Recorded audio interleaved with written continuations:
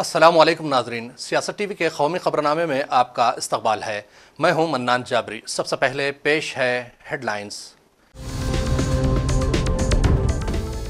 Maharashtra assembly इंतखाबात के नतायज, महायुति की शानदार जीत, बीजेपी 125 सीटों के साथ सबसे बड़ी पार्टी बनकर उभरी, देवेंद्र फडणवीस को चीफ मिनिस्टर बनाए जाने के इशारे।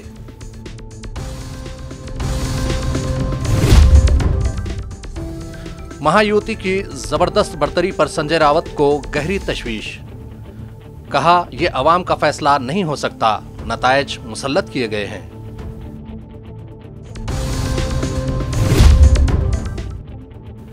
झारखंड में जेएम इत्तेहाद बनाएगी दोबारा हुकूमत, बीजेपी को हार का सामना। वायनाड से प्रियंका गांधी ने 4 लाख से जायद वोटों से हासिल की शानदार जीत।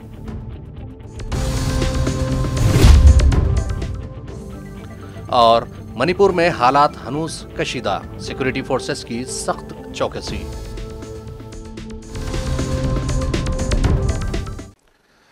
हेडलाइंस के बाद अब बढ़ते हैं खबरों की तफसील की जानिब। महाराष्ट्र असेंबली इंतखाबात में बीजेपी की क़ियादत वाली महायुति ने 234 नशिस्तों पर बढ़तरी हासिल कर ली है, जबकि बीजेपी को 132 और शिवसेना को 56, जबकि एनसीपी पवार ग्रुप को 41 नशिस्तें मिली हैं। 288 सीटों वाली महाराष्ट्र असेंबली में महायुति की अक्सरियत 2/3 से जायद हो चुकी है और हुकूमत साजी में बीजेपी अहम किरदार अदा करेगी। दूसरी जानिब चीफ मिनिस्टर एकनाथ शिंदे ने कहा कि महायुति की तमाम जमातों के मशवरे के बाद ही चीफ मिनिस्टर का इंतखाब अमल में आएगा, लेकिन बीजेपी के हलकों ने देवेंद्र फडणवीस के चीफ मिनिस्टर बनाए जाने के वाज़े इशारे दे दिए हैं, क्योंकि बीजेपी 125 सीटें हासिल करके सबसे बड़ी पार्टी बन चुकी है। आज महाराष्ट्र की जनता ने जो अप्रत्याशित इस प्रकार की जीत हमको दी है, इससे ये बात पूरी तरीके से स्थापित होती है कि महाराष्ट्र ये प्रधानमंत्री मोदी जी के पीछे है और मोदी जी ने जो नारा दिया था, एक है तो सेफ है, इस नारे को यथार्थ में लाते हुए महाराष्ट्र के सभी समाज के सभी लोगों ने एकता दिखाते हुए महाराष्ट्र में मतदान किया है और इसके कारण ये इतनी अच्छी जीत हमको मिली है। मैं विशेष रूप से हमारे लाडली बहनों का, लाडले भाइयों का, लाडले किसानों का, सभी का बहुत आभार व्यक्त करना चाहता हूं। लाडली बहनों ने तो बहुत आशीर्वाद हमको दिया है, जिसके कारण हम लोग निश्चित रूप से एक अच्छा विजय यहां पर संपन्न कर पाए। इसके साथ साथ लोकसभा में जिस फेक नैरेटिव को तैयार किया गया था और यहां पर जिन ताकतों ने अराजकता के माध्यम से फेक नैरेटिव को परकोलेट किया था, उनके खिलाफ लड़ने वाली सारी जो राष्ट्रीय ताकतें थी, जो राष्ट्रवादी विचारों की जितनी हमारी ताकतें थी, वो सारी ताकतों ने मैदान में उतरकर उस फेक नैरेटिव को समाप्त कर दिया। इसलिए उन सभी संगठनों का भी मैं आभार व्यक्त करता हूं जिन्होंने ये करके दिखाया। साथ साथ महाराष्ट्र में जो पोलराइजेशन का प्रयास किया गया था और किसी जाति विशेष, धर्म विशेष को, एक धर्म विशेष को पोलराइज करने का जो प्रयास किया गया था, मुझे लगता है वो प्रयास सफल नहीं हुआ, क्योंकि महाराष्ट्र में एक बहुत बड़ी परंपरा है, संतों की परंपरा है। इस परंपरा का निर्वाह करने वाले अलग अलग पंथों के जो हमारे सारे साधु संत हैं, उनका भी आशीर्वाद हमको मिला, जिन्होंने बिल्कुल गांव-गांव तक जाकर अलख जगाया और एक रहने का संदेश दिया, जिसके कारण मैं ऐसा मानता हूं कि एक बहुत अच्छा विजय हमको मिला है। विशेष रूप से हमारे मुख्यमंत्री एकनाथ शिंदे जी, उप मुख्यमंत्री अजितदादा पवार जी, रामदास अठौले जी और हमारे साथ की जितनी छोटी पार्टियां हैं, हम सब लोग एक साथ रहे, एक साथ मिलकर हमने ये काम किया। इसलिए मैं ऐसा मानता हूं कि इस एकता का ये विजय है। जो हमारी महायुति थी, अभेद्य इस प्रकार की महायुति थी, महायुति का ये विजय है, ऐसा मैं मानता हूं। और साथ साथ मैं हमारे प्रधानमंत्री जी का तो आभार व्यक्त करता हूं, उनके कारण ही हमको ये जीत मिली है। लेकिन हमारे देश के गृह मंत्री श्री अमित शाह जी जिन्होंने महाराष्ट्र में आकर कार्यकर्ताओं में एक ऊर्जा का संचार किया, मैं उनका भी आभार व्यक्त करता हूं। हमारे राष्ट्रीय नेतृत्व, हमारे नड्डा जी है, हमारे राजनाथ जी है, हमारे नितिन गडकरी जी है, इनका भी आभार व्यक्त करता हूं। हमारे जो चुनाव के प्रभारी है, हमारे जो महाराष्ट्र से मंत्री है, इन सभी का मैं बहुत दिल से आभार व्यक्त करता हूं कि पूरी पार्टी ताकत से हमारे साथ खड़ी हुई। उधर थाने में मीडिया से बातचीत करते हुए चीफ मिनिस्टर एकनाथ शिंदे ने अवाम का शुक्रिया अदा किया और कहा कि यह शानदार जीत महायुति के सभी कायदीन और कारकुनों की अनथक मेहनत का नतीजा है, लेकिन उन्होंने चीफ मिनिस्टर के नाम के हवाले से कोई तस्करा नहीं किया।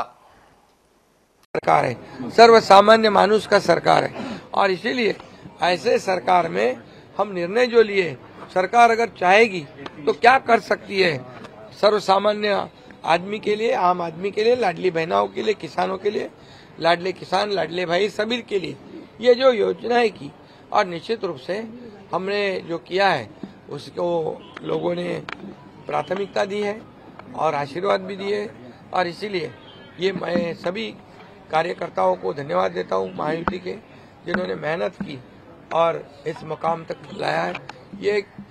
ये भी मैं कहूँगा 2.5 साल में केंद्र और राज्य सरकार ये डबल इंजन वाली सरकार चली है। आदरणीय मोदी जी ने भी काफी सपोर्ट किया है, कितनी बार उन्होंने ये महाराष्ट्र का दौरा किया। अमित भाई जी ने भी बहुत इसमें ध्यान दिया है, हमारे सभी नड्डा जी हो, कई लोग हो, ये सभी केंद्रीय जो नेतागण हैं उन्होंने भी महाराष्ट्र को बहुत प्राथमिकता दी है।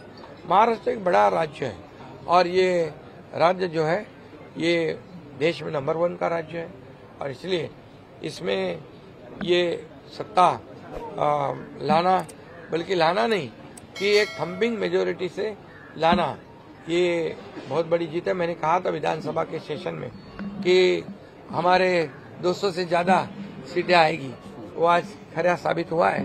इसका भी मुझे गर्व है कि ये जनता की आवाज है, ये जनता की सरकार है और जनता की सरकार जनता के भले के लिए ये सरकार। फोन आ गए, अभिनंदन के फोन आ गए और मैं इतना ये भी कहूँगा कि एक हमारी टीम बनकर हमने काम किया। मैं उप मुख्यमंत्री देवेंद्र जी, उप मुख्यमंत्री अजीत दादा और हमारी पूरी टीम जो है एक ये महायुति की टीम ने काम किया और इसीलिए हमने जैसे ये पूरे सभी लोगों ने तय कर लिया कि ये सरकार जो है ये गरीबों की सरकार है और सभी लोगों को न्याय देने वाली सरकार है और टीम वर्क की तरह हम लड़े हैं और जीत गए। महाराष्ट्र में महायुति की बढ़तरी के दरमियान शिवसेना के रुकन पार्लियामेंट नरेश महस्के ने एकनाथ शिंदे को दोबारा चीफ मिनिस्टर बनाने का मुतालबा किया है। महस्के ने कहा, महाराष्ट्र के नतायज महायुति के लिए लैंडस्लाइड फतेह की तरह है, इसलिए एकनाथ शिंदे को ही चीफ मिनिस्टर बनाना चाहिए। महाराष्ट्र के असेंबली इंतखाबात के नतायज पर शिवसेना यूबीटी के रहनुमा संजय रावत ने सख्त एतराज करते हुए कहा कि ये अवाम का फैसला नहीं हो सकता। संजय रावत ने दावा किया कि महायुति ने पूरी सरकारी मिशनरी को अपने कब्जे में ले लिया है। उन्होंने कहा कि इस रियासत के अवाम बेईमान नहीं है, शिंदे के तमाम उम्मीदवार कैसे जीत हासिल कर सकते हैं। उन्होंने मजीद कहा कि यह नतायज अवाम पर मुसल्लत किए गए हैं और उनका मकसद अपोजिशन को इंतहाई कमजोर करना है। जिस राज्य में सबसे बड़ी बेईमानी हो गई है, इस राज्य की जनता बेईमान नहीं है, नतीजे कबूल नहीं है। मैं मानता हूं जनता को भी नतीजे कबूल नहीं है, जनता को भी ये जनता का निर्णय नहीं हो सकता। मैं बार बार बोल रहा हूं, महाराष्ट्र की जनता का जो मन है, हमें मालूम था किस दिशा में जा रहा है। यहाँ लाडले भाई है, लाडले नाना जी है, लाडले दादाजी है, सब कुछ लाडले है ना। यहाँ जो नतीजे सामने आए उसके ऊपर मैं विश्वास रखने को तैयार नहीं, ये जनता का फैसला मानने को तैयार नहीं। हमने महाराष्ट्र की जनता का जो मन है, हमें मालूम था किस दिशा में जा रहा है। लेकिन 2 दिन पहले गौतम अडानी के खिलाफ एक वारंट निकला, अरेस्ट वारंट, बहुत बड़ा भ्रष्टाचार का आरोप हो गया। ब्राइब का केस है, रिश्वत का केस है 2000 करोड़ का। उसमें भारतीय जनता पार्टी की पूरी पोल खोल गई। गौतम अडानी, बीजेपी, मोदी जी, शाह जी और फडणवीस, शिंदे, ये एक है और उसका ऊपर से ध्यान हटाने के लिए ये पूरा एक कपट कारस्तान हो गया है और उसकी तैयारी पहले से चल रही थी। हमने ये महाराष्ट्र जो गौतम अडानी के जेब में जा रहा है, मुंबई जेब में जा रहे हैं, हमने विरोध किया। ये अडानी राष्ट्र नहीं होने देंगे। तो इसके लिए इस प्रकार के नतीजे महाराष्ट्र के ऊपर लाद गए हैं। ये जनता का कौल हो ही नहीं सकता। महाराष्ट्र की जनता का मन हमें मालूम है, ये हो ही नहीं सकता है। राउत साहब, दिख रहा है कि लाडली बहन जो सरकार की अरे लाडली भाई, यहाँ लाडले भाई है, लाडले नाना जी है, लाडले दादाजी है, सब कुछ लाडले है ना। यहाँ तो ज्यादा आने वाले थे अच्छे। हमारी 4 या 5 सीटें लोगों ने चोरी की है, मैं आपको बता रहा हूँ। नहीं, पर राउत साहब, अब दिख रहा है कि महाराष्ट्र के विधानसभा में विपक्ष के लिए भी कुछ, मतलब विपक्ष यही लोकसभा के 2 चुनाव में 2014-2019 ने मोदी और शाह ने यही किया था कि विपक्ष का नेता कांग्रेस को नहीं मिलना चाहिए। इस बार भी वही स्ट्रेटेजी महाराष्ट्र में की है कि विधानसभा में कोई विपक्ष का नेता नहीं रहेगा। ये हमेशा बीजेपी की स्ट्रेटेजी रहती। लेकिन आप कह रहे हैं कि कुछ गड़बड़ है। गड़बड़ तो है। गड़बड़ क्या है? मतलब अभी ईवीएम में गड़बड़ है या अरे भाई ठहरो, फंडिंग हुआ है, पूरे नतीजे आने तो हम बाद में बात करेंगे। बीजेपी के सीनियर लीडर और मुल्क के वजीर दिफा राजनाथ सिंह ने महाराष्ट्र में बीजेपी की जबरदस्त जीत पर वजीर आजम नरेंद्र मोदी और पार्टी के तमाम कारकुनों को मुबारकबाद पेश की है। मिस्टर सिंह ने सोशल मीडिया पर अपनी एक पोस्ट में लिखा, बेमिसाल मैंडेट देकर महाराष्ट्र के अवाम ने यह जाहिर कर दिया है कि उन्हें अच्छी हुक्मरानी और तरक्की के तय बीजेपी के अज़्म, गरीबों की फलाह बहबूद के तय एनडीए की मिस्टर मोदी की क़ियादत में हुकूमत की हसासियत और अवाम की साख पर पूरा भरोसा है। उधर केरला के पार्लिमानी हल्का वायनाड में प्रियंका गांधी ने तारीखी कामयाबी हासिल की है। उन्होंने कम्युनिस्ट पार्टी के अपने करीबी हरीफ को 4,10,000 से जायद वोटों से शिकस्त दे दी। 2019 के इंतखाबात में प्रियंका गांधी के भाई राहुल गांधी ने 4,31,700 वोटों की बरतरी हासिल की थी, जबकि 2024 के इंतखाबात में उन्होंने 3,64,000 वोटों की बरतरी हासिल की। प्रियंका 4 लाख से जायद की बरतरी हासिल कर चुकी हैं और उन्होंने राहुल गांधी की साबिका इंतखाब की बरतरी को पीछे छोड़ दिया है। उनकी शानदार कामयाबी पर कांग्रेस के हलकों में जश्न का माहौल है। झारखंड असेंबली इंतखाबात के रुझानात के मुताबिक ये यकीनी है कि हेमंत सोरेन की जेएमएम दोबारा इख्तिदार में आएगी। जेएमएम इत्तेहाद को 81 सीटों में से 60 सीटों पर बरतरी हासिल है, जबकि बीजेपी को महज 21 सीटें मिली हैं। रियासत की 81 सीटों में 13 और 20 नवंबर को वोटिंग हुई थी। यहां 68% वोटिंग दर्ज हुई थी। ये अब तक की सबसे ज़्यादा वोटिंग फीसद है। काबिल ज़िक्र है कि 2019 के असेंबली इंतखाबात में जेएमएम ने 30, कांग्रेस ने 16 और आरजेडी ने 1 सीट जीती थी। तीनों जमातों का इत्तेहाद था। फिर JMM leader Hemant Soren chief minister बने थे। 4 रियासतों की जिन 48 असेंबली नशिस्तों पर ज़िमनी इंतखाब के नतायज आए हैं, उनमें कर्नाटक की 3 असेंबली नशिस्तें भी शामिल है।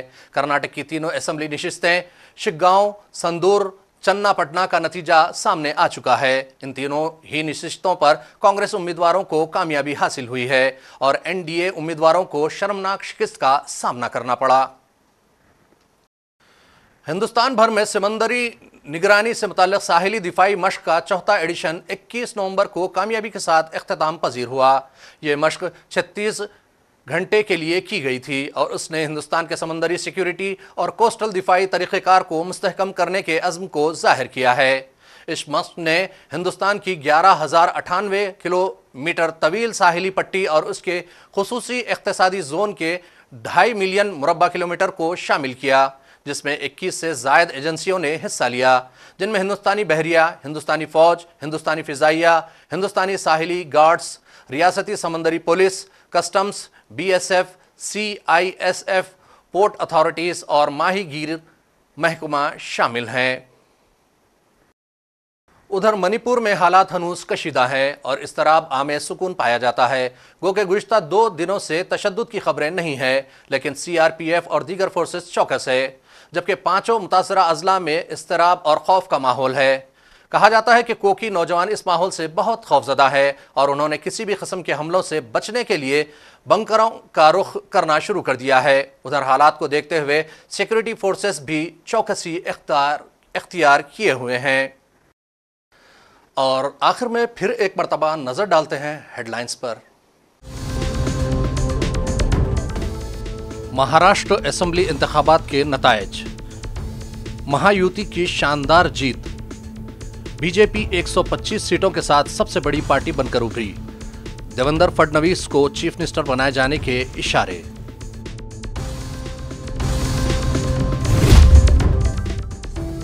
महायुति की जबरदस्त बढ़तरी पर संजय रावत को गहरी तशवीश, कहा यह अवाम का फैसला नहीं हो सकता, नतायज मुसल्लत किए गए हैं।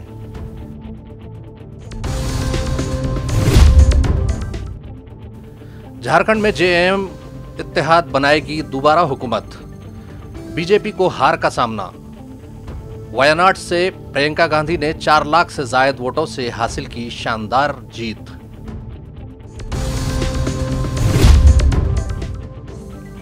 और मणिपुर में हालात हनूस कशीदा, सिक्योरिटी फोर्सेस की सख्त चौकसी। खबरनामे का सिलसिला यहीं इख्तिताम को पहुंचता है। मन्नान जाबरी को सियासत टीवी की पूरी टीम के साथ दीजिए इजाजत और देखते रहिए सियासत टीवी। अल्लाह हाफिज।